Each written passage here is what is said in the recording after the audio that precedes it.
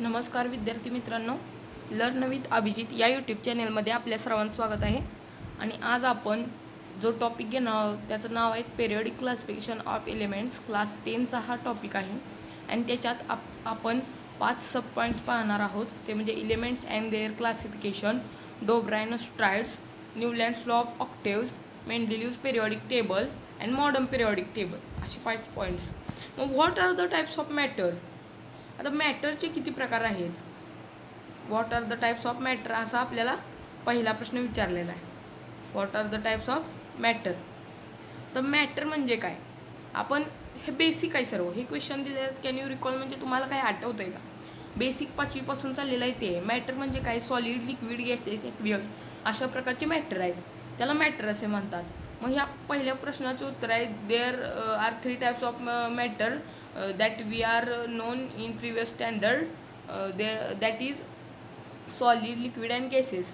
हा पहिल्या क्वेश्चनचा उत्तर येते. तर चला दुसऱ्या प्रश्नाकडे जाऊया. What are the types of elements?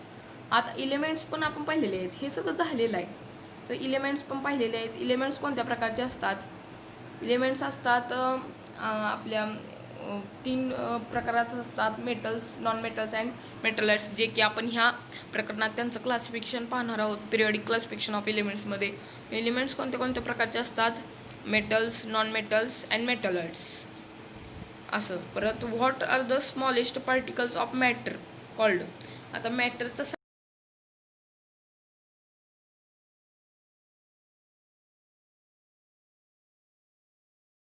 हा क्वेश्चन ध्यानात ठेवा. हा प्रश्न विचारू शकतात. हा हायलाइटेड प्रश्न आहे. हे सर्व प्रश्न खरं तर हायलाइटेड असतात, परंतु हा प्रश्न महत्त्वाचा आहे. तो म्हणजे what are the smallest particle of matter called atom. लक्षात ठेवा. आता त्या पुढचा आपण घेऊया. What is the difference between the molecules of element and compounds? What is the difference between the molecules of elements and compounds? इथं फक्त आपल्या एलिमेंट्स अँड कंपाऊंड्स ह्यातले जे मॉलिक्युल्स आहेत त्याचा डिफरन्स सांगायचा आहे. हा प्रश्न काय एवढा महत्त्वाचा नाही, पण त्याचा आपल्याला डिफरन्स सांगता आला पाहिजे की डिफरन्स काय आहे molecules of elements and compounds. Compounds म्हणजे काय? तर 2 एलिमेंट्स, 2 किंवा त्याच्यापेक्षा जास्त एलिमेंट जेव्हा एकत्र येतात तेव्हा त्याचा कंपाऊंड तयार होतो. कंपाऊंड, त्याला आपण कंपाऊंड म्हणतो. What is the difference between molecules of elements and compounds? काय डिफरन्स असणार तो? म्हणजे असा ह्या ठिकाणी आपल्याला हा प्रश्न विचारलेला आहे. आता आपण पुढच्या पॉईंटवर वळूया. Classification of elements. ह्याच्यानंतर आपल्याला काय दिलं आहे? Classification of elements. Classification of एलिमेंट्समध्ये आपल्याला म्हणजे आधीचीच माहिती दिली आहे. ह्याच्यात काही वेगळी माहिती नाही, आपण ही शिकलेलीच माहिती आहे प्रिव्हियस स्टँडर्डमध्ये. तर त्यात काय दिलं आहे? We have learned in the previous standard that all the atoms of an element are of only one type. आपण प्रिव्हियस स्टँडर्डमध्ये काय काय शिकलेलं आहे? मी आत्ता सांगितलं प्रिव्हियस स्टँडर्डचा आहे. मग काय काय शिकले आहे? ओनली वन टाईप आहे. हा काय प्रश्न, हा जो पॅरेग्राफ आहे तो काय परीक्षेला विचारला जाणार नाही. हा खूप महत्त्वाचा म्हणजे महत्त्वाचा नाही, तो फक्त स्वतःला समजून घेण्यासाठी आहे. मग इथं काय दिलं? We have learned in the previous standard that all the atoms of an element are of only one type. All the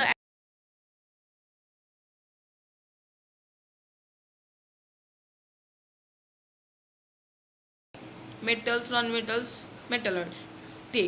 आणि ॲटम्स म्हणजे काय? वेगवेगळ्या ॲटमचा मिळून एक एलिमेंट तयार होतो, म्हणजेच ॲटम्स. ॲटम्स म्हणजे छोटासा smallest particle of an matter असं. मग आपल्याला तिथं दिलं आहे की we have learned in the previous standard that all the atoms of an element are of only one type, म्हणजे एकाच प्रकारचे असतात, ते काही वेगवेगळे नसतात. Today 118 elements are known to the scientific world. आत्ताच्या वेळेस, आत्ताच्या काळात 118 एलिमेंटचा शोध लागलेला आहे. कुठं? शोध. मग सायंटिफिक वर्ल्ड इथं काय म्हणलं आहे? तर आता हे जग वैज्ञानिक जग बनले. आता हे असं आधी जे होतं ते राहिलं नाही, आता सायंटिफिक वर्ल्ड झाले. Today 118 elements are known to the scientific world. However 118, आता ही हायलाइटेड पॉईंट आहे. हा 118 हा हायलाइटेड पॉईंट आहे. However around year 1800 around year 1800 only about 30 elements were known. म्हणजे 1800 म्हणजे 1800 सालापर्यंत 30च एलिमेंटचा शोध लागला होता. किती? 30 एलिमेंटचा. 1800 काळात 30च ह्याचा शोध लागला होता एलिमेंटचा. मग इथं काय दिले, मोर number of elements were discovered in the course of time. Course of टाईममध्ये मोर एलिमेंटचा म्हणजे शोध लागला. म्हणजे हळूहळू जसा जसा टाईम पुढे जात निघाला तसा तसा जास्त एलिमेंटचा, जेवढ्या 118 एलिमेंट्स आहेत त्यांचा शोध लागत गेला. More and more information about the properties of these elements was gathered. More and more information about the properties of these elements was gathered. म्हणजे त्यांच्या ज्या प्रॉपर्टीज आहे एलिमेंटच्या, म्हणजे अधिक मोर अँड मोर म्हणजे एकदम अधिक, एवढ्या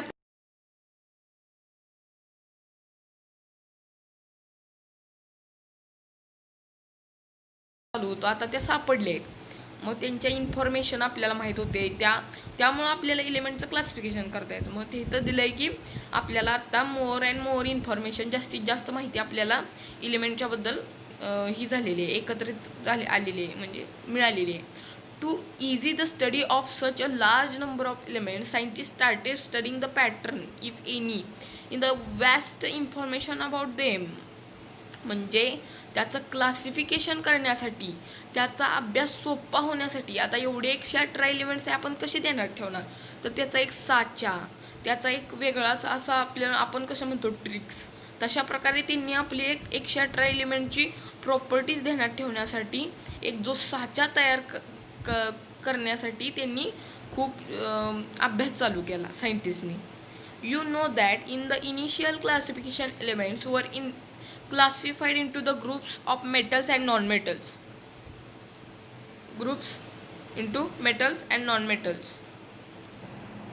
म्हणजे इथं त्यांना असं म्हणायचं आहे की you know that in the initial classification of elements were classified into the groups of metals and non metals. म्हणजे फक्त आत्तापर्यंत म्हणजे इनिशियल जी क्लासिफिकेशन होतं, म्हणजे आधीचं जे क्लासिफिकेशन करत होते एलिमेंटचं, ते फक्त मेटल्स अँड नॉन मेटल्स कशाचे ग्रुप करायचे, ते फक्त मेटल्स आणि नॉन मेटल्स फक्त बाजूला काढायचे.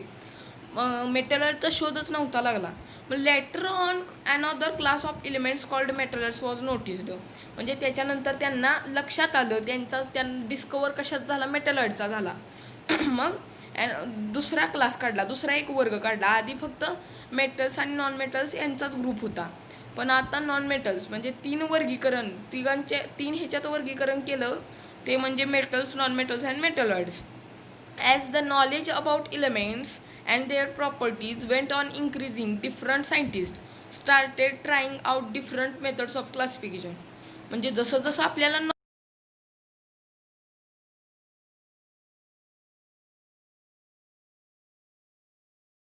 अजून एलिमेंट्स डिस्कवर केले पाहिजे, अजून त्यांच्या प्रॉपर्टीज मिळवल्या पाहिजे. मग असं as the knowledge about elements and their properties went on increasing, different scientist started trying out different methods of classification. मग त्यांनी अशा डिफरंट क्लासिफिकेशनच्या मेथड हुडकून काढल्या. म्हणजे आता आपण थोडं पाहणार आहोत क्लासिफिकेशनच्या मेथड. हळूहळू क्लासिफिकेशन कसं निघालं, जुन्या काळापासून क्लासिफिकेशन कोणी केलं, पहिला सायंटिस्ट कोणता, त्याच्यानंतर कोणी केलं, कुणाचा अंमलात आणलं, परत आत्ता काय, म्हणजे असं आपण पाहणार आहोत. आता आपण पुढचा भाग पाहणार आहोत तो म्हणजे डोब्रायनर्स टायड. चला मग तो भाग पाहूया. डोब्रायनर्स टायड. डोबेरायनर्स टायड म्हणजे आपण काय म्हणू शकतो. आता मी तुम्हाला ह्याच्याबद्दल एक बेसिक इन्फॉर्मेशन देतो. डोबेरायनर हे एक सायंटिस्ट होता. तो म्हणजे त्यानं असं म्हणजे क्लासिफिकेशन केलं एलिमेंटचं की सेम केमिकल प्रॉपर्टीज ज्या एलिमेंटच्या आहेत त्यांचा ग्रुप केला, तीन ह्याचा, आणि त्या तीन एलिमेंटचा ग्रुप केला सेम केमिकल प्रॉपर्टीजच्या. आणि त्या तीन जो ग्रुप केला आहे तीन एलिमेंटचा, त्यातला पहिला एलिमेंट आणि अनुक्रमे केला. कशाच्या अनुक्रमे केला त्याने, तर ॲटॉमिक मास हा शब्द ध्यानात तेव्हा तो शेवटपर्यंत ॲटॉमिक मास आणि ॲटॉमिक नंबरमध्येच आपल्याला क्लासिफिकेशन करायचं आहे. तर डोब्रायनर्स टायडनं काय केलं, डोब्रायनर हा सायंटिस्ट होता, त्यानं काय केलं तर तीन जे एलिमेंट्स मांडले होते त्याने ॲटॉमिक मासच्या इन्क्रीजिंग ऑर्डरने मांडले. म्हणजे त्याची जी अणुवस्तू मानांक आहे त्याचा अणुवस्तू मानांक म्हणजे ॲटॉमिक मास त्याच्या इन्क्रीजिंग ऑर्डर लावली. इन्क्रीजिंग ऑर्डर लावल्यावर त्याने काही बघितलं तर पहिला जो एलिमेंट आहे आणि तिसरा जो एलिमेंट्स आहे त्याची बेरीज करून त्याची जर सरासरी काढली, म्हणजे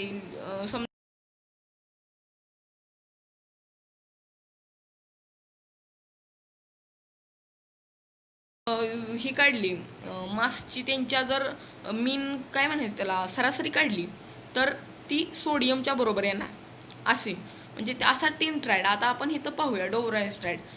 आता एकदम आपण कसा बारीक अभ्यास करतोय, सूक्ष्म अभ्यास करतोय. आमचा जर शिकवण्याची पद्धत जर तुम्हाला आवडत असेल तर आमच्या चॅनलला सबस्क्राईब करा आणि बेल आयकॉनला पण प्रेस करा आणि कमेंट पण करा, म्हणजे पुढच्या व्हिडिओ सुधारणा करता येईल. आणि चला मग आता आपण डोब्राइन ट्रायड पाहत होतो. इन द इयर 1870 1817 साली in the year 1870 German scientist Dobereiner suggested that properties of elements are related to their atomic masses. म्हणजे 1817 साली जर्मन सायंटिस्ट जो होता डोबरायनर त्यानं काय सजेस्ट केलं तर प्रॉपर्टीज ऑफ इलिमेंटच्या ज्या प्रॉपर्टीज आहेत त्या ॲटॉमिक मासच्या रिलेटेड आहेत. आणि त्यानं मग काय केलं, he made groups of 3 elements each. त्यानं 3 एलिमेंटचा ग्रुप तयार केला. मग कसल्या हॅव्हिंग सिमिलर केमिकल प्रॉपर्टीज म्हणजे सेम केमिकल प्रॉपर्टीज असणारा ग्रुप तयार केला आणि त्याला त्यानं नाव दिलं and call them triad. Triad म्हणून नाव दिलं त्याला. 3 आहेत ना, ट्राय म्हणजे 3 आणि ट्रायड्स म्हणून त्याला ट्रायड्स असं नाव दिलं. He arranged the 3 elements. त्यानं ती 3 एलिमेंट्स आहेत ते कशात ट्रायडमध्ये in a triad. He arranged the 3 elements in a triad in an increasing order of their atomic masses. म्हणजे त्याच्या ॲटॉमिक मास जे आहेत इलिमेंटचे त्यानं इन्क्रीजिंग ऑर्डरच्या नुसार लावले. आणि त्यानं काय शो केलं अँड शोड दॅट. काय शो केलं त्यानं the atomic mass of the middle element. जे मधलं ॲटॉमिक मास आहे मधल्या एलिमेंटचं middle element was approximately equal. Approximately म्हणजे जवळपास आपण म्हणतो ना. म्हणजे समजा आता समजा मीन 26 आलं आणि ॲटॉमिक मास 27 पॉईंट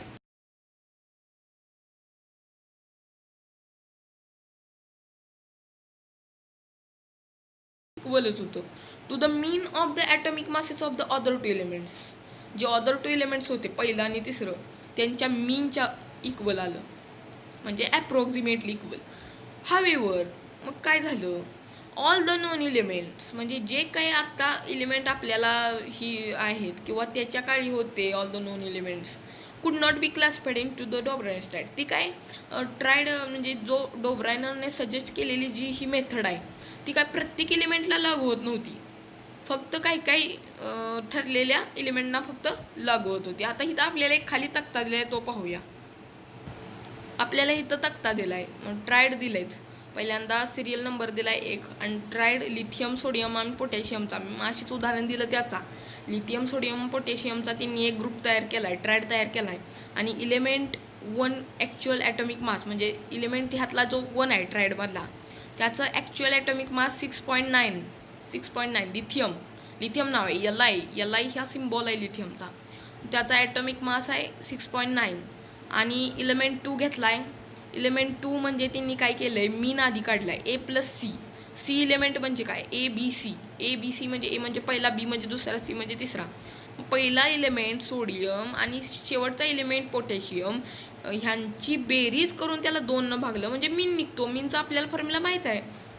मग 23 आलं. आणि ॲक्च्युअल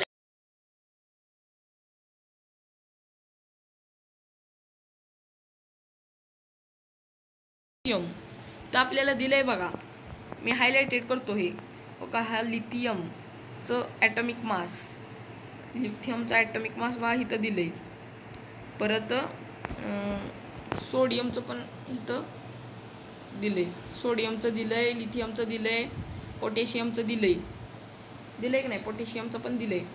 मग ह्याचं लक्ष द्या. मग ह्याच्या अजून काय दिलंय तर कॅल्शियम, परत स्ट्रॉन्टियम, बेरियम त्याचं पण त्यांनी करून बघितलं. आता ह्याचं 88.7 मीन आले पण इथं 87.6 आहे. म्हणून इथं शब्द महत्त्वाचा वापरणं गरजेचं आहे.